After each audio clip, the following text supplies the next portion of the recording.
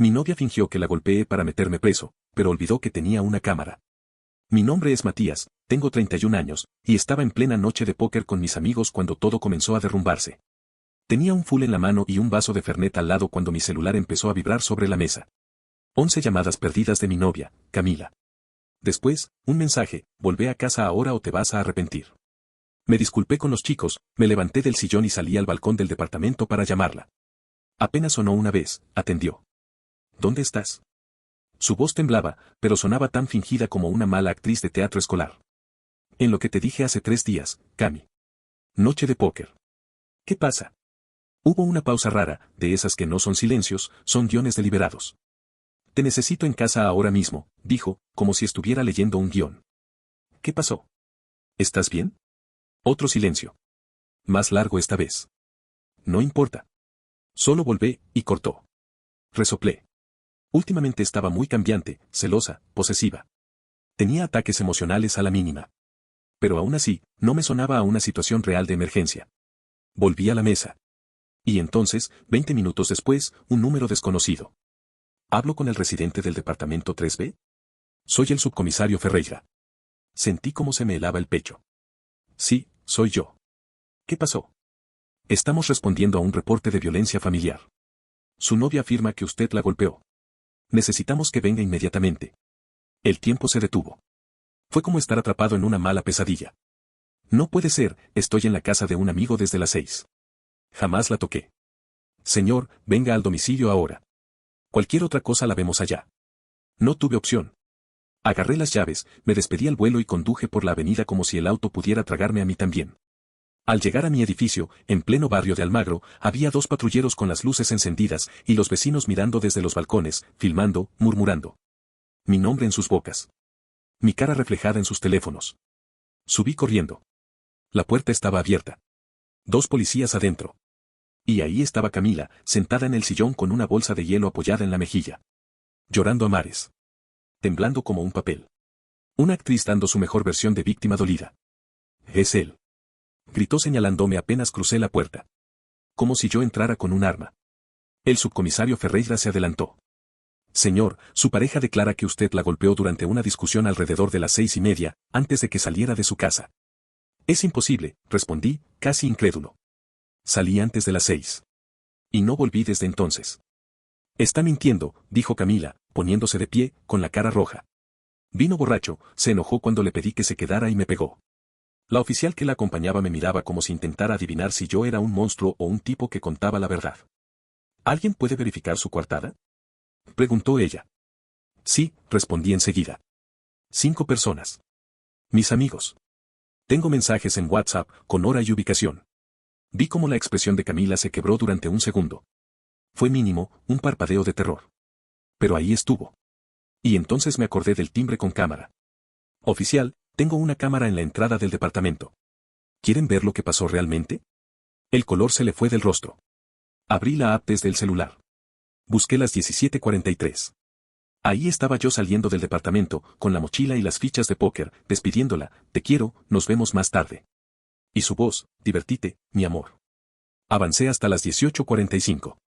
Y ahí, ante nuestros ojos, apareció ella. Camila. Mirando al pasillo, sola.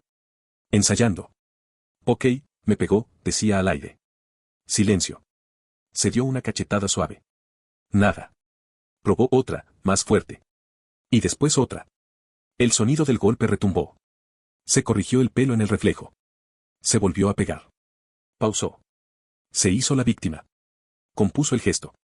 Entró al departamento, toda llorosa. Silencio. Los policías quedaron de piedra. Yo la miré fijo. Creativa, le dije. Pero no lo suficiente. Camila abrió la boca como si fuera a defenderse, pero lo único que salió de ella fue un murmullo ahogado. El subcomisario Ferreira cruzó una mirada rápida con su compañera, una comunicación silenciosa que solo los que ven este tipo de cosas a diario pueden comprender. Señorita, dijo finalmente el subcomisario, con la voz grave, presentar una denuncia falsa es un delito. Fabricar pruebas también lo es. Y el uso indebido del servicio de emergencias es otra falta grave. La oficial puso las esposas sobre la mesa. Camila, por favor, intentó balbucear. No era mi intención. Pero nadie la escuchaba ya. La oficial se acercó. Dese vuelta, por favor. No. No era así. Él me obligó. Y me hace sentir sola, nunca está. Gritaba, mientras la esposaban. Pero era tarde. Todo el teatro se había derrumbado con el peso frío de la realidad. La arrastraron fuera del departamento entre un mar de llantos, súplicas y acusaciones. Los vecinos, que ya habían grabado la llegada de la policía, ahora filmaban todo con aún más morbo. El escándalo que ella provocó se volvió un boomerang directo contra su propia cara. Cuando se llevaron a Camila, el subcomisario me entregó una tarjeta. Mañana va a tener que ir al Ministerio Público a formalizar su declaración. Conserve esa grabación. Y, me miró con una seriedad inquietante, considere solicitar una orden de restricción. Las personas que hacen esto una vez, tienden a ir escalando. Quedé solo en el living, en una casa que de pronto me resultaba ajena. Todo estaba ahí, como siempre, pero algo se había roto. Pasé la noche en el sofá. No podía entrar en nuestra cama. Todo se sentía, contaminado. A la 1:47 de la madrugada, mi celular vibró. Un mensaje. Era su madre. Hiciste que arrestaran a mi hija por un malentendido. Retirá la denuncia ahora mismo. Cerré los ojos. Ahí entendí con quién estaba lidiando. Si Camila era capaz de inventar una agresión, ¿qué sería capaz de hacer su familia para proteger su narrativa? Que empiece el juego, pensé. Una semana después, Camila salió en libertad bajo fianza. 90.000 pesos, según me enteré. Lo primero que hice fue contactar a una abogada. Encontré a Verónica, una mujer de unos 40 años, mirada astuta, con una especialidad muy concreta, acusaciones falsas. Vio el video. Al terminar, se quitó los lentes, los dejó sobre el expediente y me dijo: esto no fue un impulso, Matías. Esto fue premeditación. Y eso la va a hundir. ¿Qué me espera? Pregunté. Ella sonrió, sin pizca de calidez. Guerra. Este tipo de casos sacan lo peor de la gente. Y te advierto, ya empezó. No exageraba. Al tercer día, la mejor amiga de Camila me llamó de un número privado. ¿En serio vas a seguir con la denuncia? Por un error. Insistía, con tono indignado. Un error. Casi terminó preso por algo que ella se inventó. Ella estaba sensible. Te ama. Curiosa forma de demostrar amor, respondí. Corté. Luego vino la familia. La hermana publicó en redes sociales. Al principio, indirectas, algunas personas son tan desalmadas.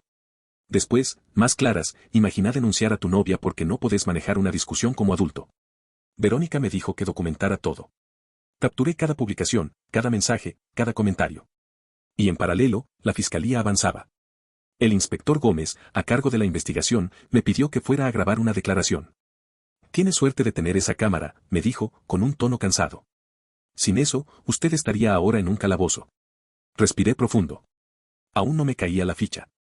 Todavía no terminaba de asimilar hasta dónde había llegado todo. Pero algo estaba claro, ella estaba dispuesta a destruirme. Y yo no pensaba permitirlo. El siguiente paso fue el reparto de bienes. Camila quería sus cosas, y Verónica fue muy clara conmigo. Nunca vuelvas a estar a solas con ella. Una sola acusación más, aunque sea falsa, y ya no podrás argumentar que se trata de un incidente aislado. Vienen en patrones, me dijo. Así que cuando Camila me mandó un mensaje pidiendo venir a hablar como adultos, le respondí. Podés venir a buscar tus cosas el sábado a las 2 de la tarde. El asistente legal de mi abogada va a estar presente. Tenés 30 minutos. Su respuesta fue instantánea. ¿Es en serio eso? ¿No podemos hablar? Toda comunicación a través de tu abogado o del mío. Nos vemos el sábado. Llegó con refuerzos. Su mamá, su papá, su hermana y su mejor amiga. Parecían una escolta de guerra entrando en territorio enemigo. Apenas cruzaron la puerta, su papá se adelantó, con el pecho inflado. Debería darte vergüenza, pibe. Denunciar a una mujer. A una mujer que casi me mete en la cárcel con una mentira, respondí sin levantar la voz.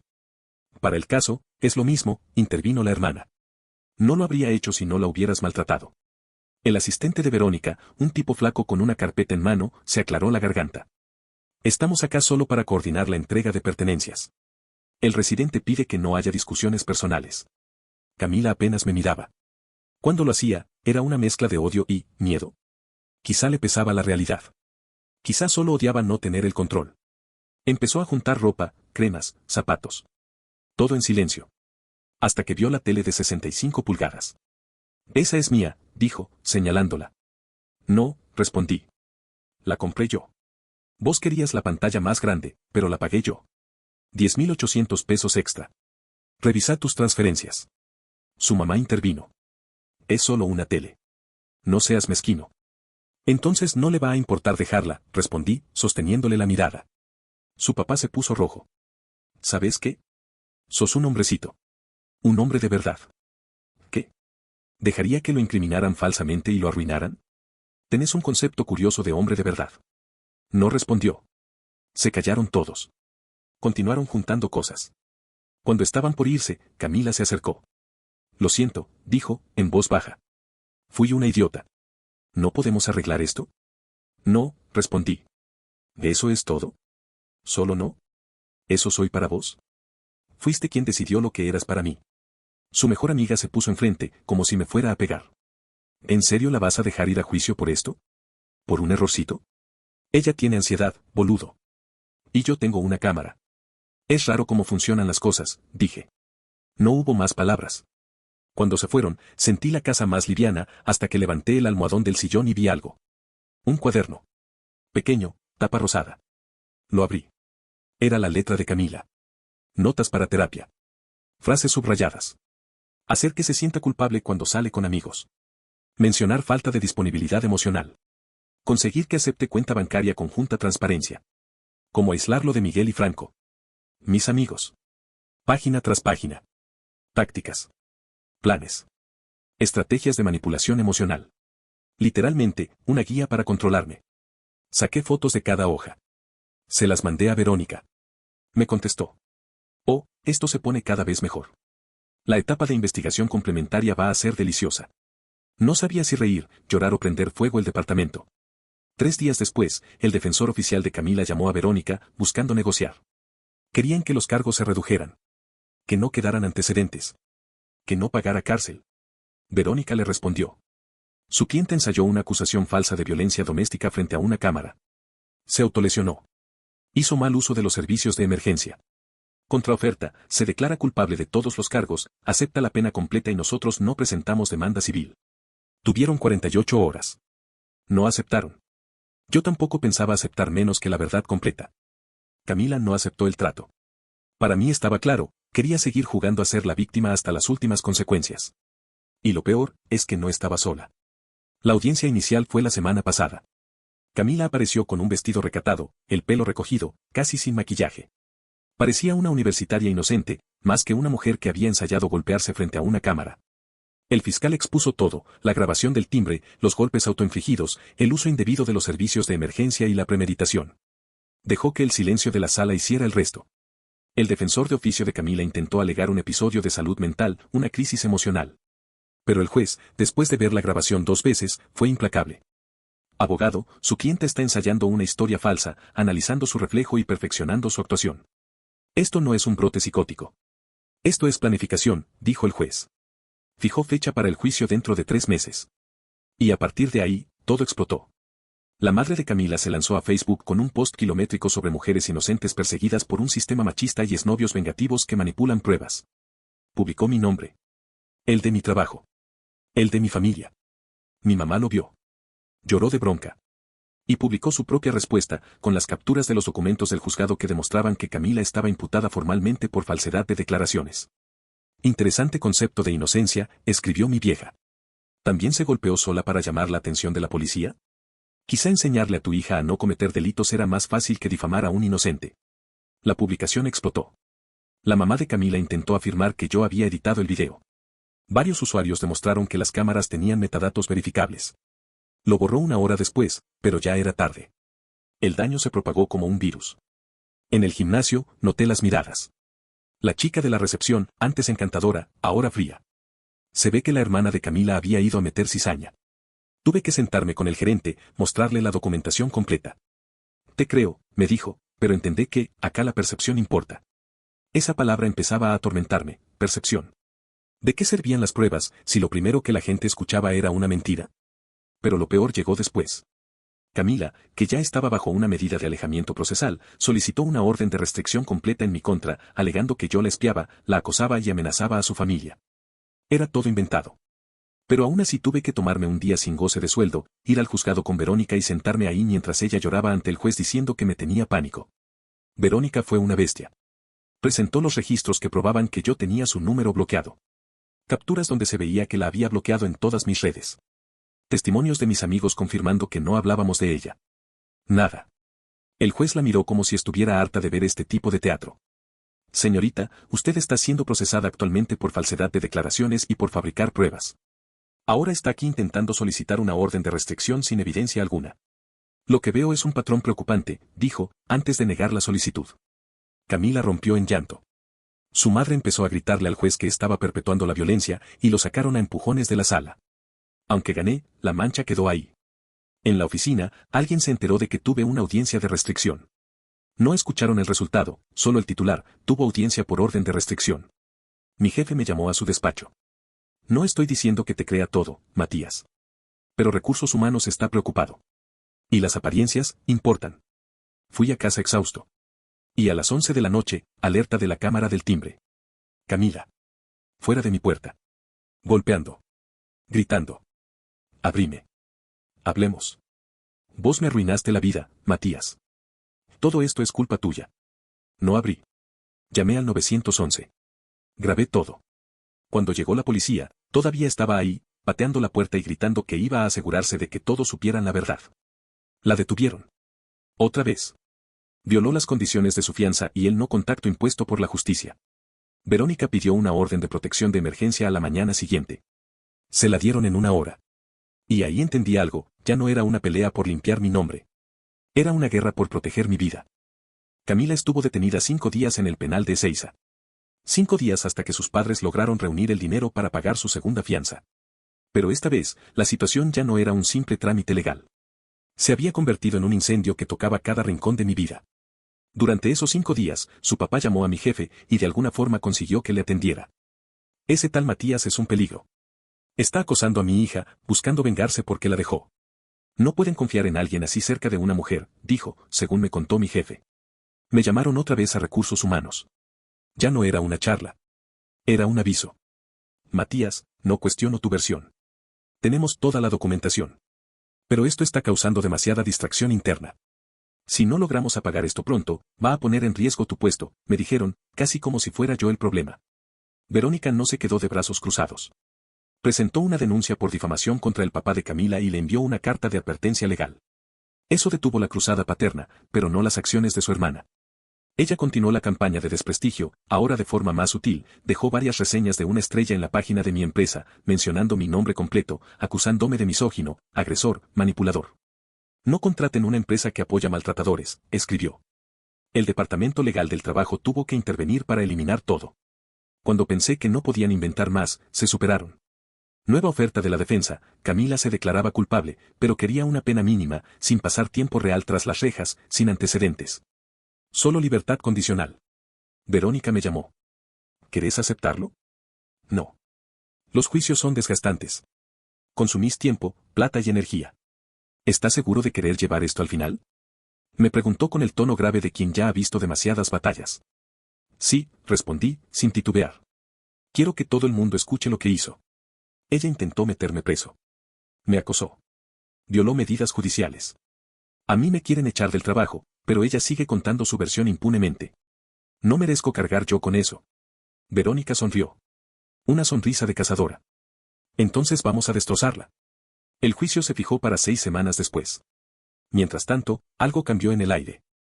Algunos amigos que se habían distanciado, o que no me habían contestado desde el principio, empezaron a reaparecer. Che, Mati, tal vez leí mal, ¿cómo estás? ¿Todo bien con lo del juicio? Borré lo que publiqué. No sabía toda la historia. La hipocresía es increíble cuando alguien huele que la verdad está por salir. Salía a correr para calmar la cabeza. Sentir la ciudad en movimiento, los autos, las persianas bajas, los grafitis, me recordaba que Buenos Aires seguía siendo la misma, aunque yo ya no lo fuera. Pero incluso ahí, en medio del aire fresco, me venía la paranoia, ¿me iba a cruzar con Camila? ¿Con su familia? ¿Con alguno de los que la creyeron? Cada notificación del celular era un sobresalto. Cada llamada, una alarma. El ruido de la cámara del timbre se me había metido en la piel. Era una parte de mí. Mientras tanto, Verónica preparaba el caso como si estuviera liderando una cacería en la selva. Vamos a exponer todo, me dijo una tarde.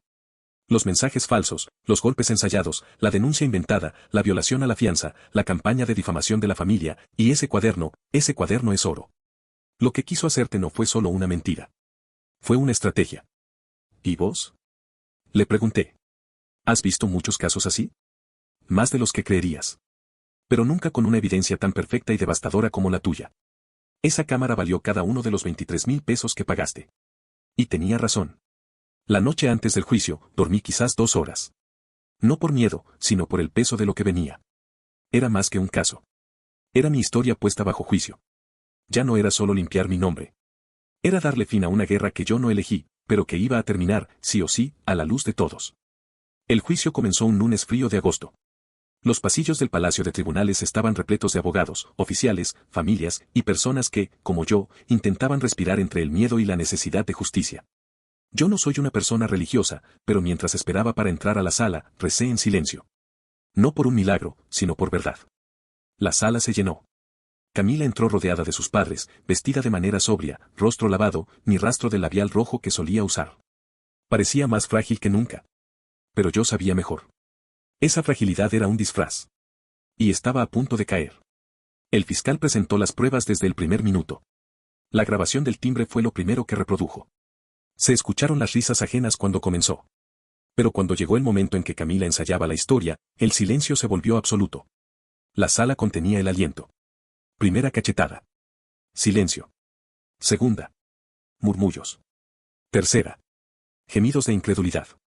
Y entonces, la sonrisa ensayada. Suspiros. Gente sacudiendo la cabeza. El jurado mirándose entre sí, sin palabras. Verónica me había preparado bien. Vas a decir la verdad. No adornes nada. No dramatices. La evidencia hace el trabajo por nosotros. Subí al estrado. Conté lo que pasó. Lo del mensaje que me exigía volver. La llamada policial. La llegada a casa. La escena teatral. Todo en orden. No intenté que nadie me creyera. Solo lo relaté. Desnudo. Crudo. Camila subió al estrado después. Despliegue completo de su actuación. Lloró. Dijo que nunca quiso dañarme. Que solo estaba emocionalmente desbordada. Que no quiso que yo fuera arrestado. Que no sabía lo que hacía. El fiscal preguntó, con total calma. Entonces, ¿por qué ensayó la historia? ¿Por qué se golpeó varias veces? ¿Por qué ajustó el impacto frente al reflejo antes de llamar? Camila no pudo responder. Y ahí ocurrió el golpe final, el cuaderno. Verónica lo sacó como si estuviera blandido un arma cargada. ¿Es su letra, Camila? Preguntó, sosteniendo el cuaderno frente a ella. Camila bajó la mirada. Hubo un silencio sepulcral. En ese momento, su abogada ya sabía que todo estaba perdido. El jurado deliberó durante 90 minutos. El veredicto fue unánime, culpable de todos los cargos. Falsedad de declaraciones. Uso indebido de recursos de emergencia. Tentativa de intimidación de testigos. Violación de medidas judiciales. La sentencia se dio al día siguiente. Camila estaba de pie, con la respiración entrecortada. El juez, firme. Señorita, usted no solo mintió. Usted convirtió el sistema penal en su herramienta de manipulación. Fabricó pruebas. Desperdició recursos que deberían asistir a verdaderas víctimas de violencia familiar. Y cuando la justicia intervino, usted escaló su conducta. Eso no se puede minimizar. Camila lloraba. Su madre gritaba desde la banca. Es solo una chica. No merece esto. El juez, imperturbable. La vida de un hombre inocente pudo haber quedado destruida por su juego. La suya solo está recibiendo consecuencias. Sentencia, 364 días en el penal del condado, un día menos para evitar la prisión preventiva automática. 5 años de libertad condicional. 500 horas de servicio comunitario en un refugio para víctimas de violencia. Restitución de 223.200 pesos por mis honorarios legales. Antecedentes penales permanentes. Terapia obligatoria. Camila se fue esposada. Y yo me quedé sentado, mirando cómo su mundo finalmente se derrumbaba sobre ella. Tal como lo intentó hacer conmigo. Al salir, Verónica me estrechó la mano. No todos tienen el coraje de llegar hasta acá. La mayoría se rinde. Te felicito, Matías. Ganaste más que un juicio. Recuperaste tu vida. Tenía razón, aunque no lo sentí de inmediato. Todavía necesitaba entender qué significaba libertad después de todo eso. Pero ya no había cámaras, ni audiencias, ni acusaciones. Solo yo, en la vereda, respirando un aire que otra vez me pertenecía. El día después del veredicto, recibí una llamada de mi jefe. Matías, quería felicitarte. No debiste pasar por nada de esto. Si necesitas tiempo libre, tómalo. Las puertas acá siguen abiertas. No debiste pasar por esto. Esa frase me golpeó fuerte. Porque sí, yo sabía que era cierto. Pero también supe que no era el único. ¿Qué gente inocente pasa por esto todos los días? Y no todos tienen la grabación perfecta que lo salva. Caminé hacia mi casa. Por primera vez en meses, no miré hacia atrás. No apreté el celular con miedo a un nuevo mensaje. No revisé compulsivamente la cámara del timbre. Buenos Aires me devolvía una versión distinta de sí misma. Igual de ruidosa, igual de viva. Pero ahora parecía respirar al mismo ritmo que yo. Redecoré el departamento. Vendí casi todo lo que habíamos elegido juntos. Ropa, muebles, cuadros. Incluso dejé ir ese sillón rojo que tanto me gustaba. No porque tuviera culpa, sino porque necesitaba un nuevo espacio para una nueva historia. Cambié la cama, pinté las paredes de blanco, dejé entrar la luz. Una noche, mirando el vacío de la sala donde antes había tele y fotos, me di cuenta de algo: la verdadera herida no era la falsa denuncia, ni el juicio, ni los rumores. Era la traición. Era haber dormido al lado de alguien que planificaba cómo destruirme. Eso era lo que me costaba perdonar. Pero aprendí a convivir con eso. Hace un mes conocí a alguien. Se llama Lucía. La conocí en una librería del microcentro. Hablamos de Cortázar, de cafés que ya no existen, de mates mal cebados. En la segunda salida, le conté todo. No quise que esta historia fuera una sombra escondida debajo de la mesa. Me miró con los ojos muy abiertos. Y dijo algo que no esperaba. Vi tu caso en redes. No sabía que eras vos. La verdad es que, lo que hiciste fue valiente. Su respuesta fue como sacar una piedra que llevaba guardada en el pecho desde hacía mucho. Alguien me veía sin filtros. Sin miedo. Sin prejuicio. Sé que la confianza no vuelve de un día para el otro. Pero Lucía lo entiende. Me da espacio. No fuerza nada. Y eso, aunque pequeño, lo siento enorme. La familia de Camila desapareció por completo de mi vida tras la sentencia. No hubo más mensajes, ni amenazas, ni publicaciones pasivo-agresivas. Su silencio fue el único arrepentimiento que ofrecieron, y no era para mí. Mientras tanto, Verónica enmarcó una captura de la grabación del timbre, el momento exacto en que Camila se golpeaba frente a la puerta. La colgó en su oficina con una frase abajo. La verdad siempre deja huella. Me la mostró cuando fui a agradecerle por todo. Sonrió, señalando la foto. Esto le muestra a mis clientes por qué no hay que confiar en las buenas intenciones cuando hay poder de por medio. A veces, lo único que salva una vida, es un botón que dice grabar. Yo también lo entendí. Esa cámara de 23.400 pesos me salvó de una sentencia, de una condena social, de un futuro arruinado. Ahora duermo bien. Puedo mirar al espejo sin culpa. No tengo miedo de que suene el teléfono. Y si algo aprendí, es que no hay rejas más peligrosas que las que te fabrican en la mente. Mi historia no terminó con el juicio. Terminó el día en que dejé de ser la versión de mí que ella quiso convertir en un monstruo. Y me atreví a creer, otra vez, que la verdad, aunque tarde, siempre vuelve a casa. No olvides dejar tu opinión en los comentarios, dejar tu like y compartir este video.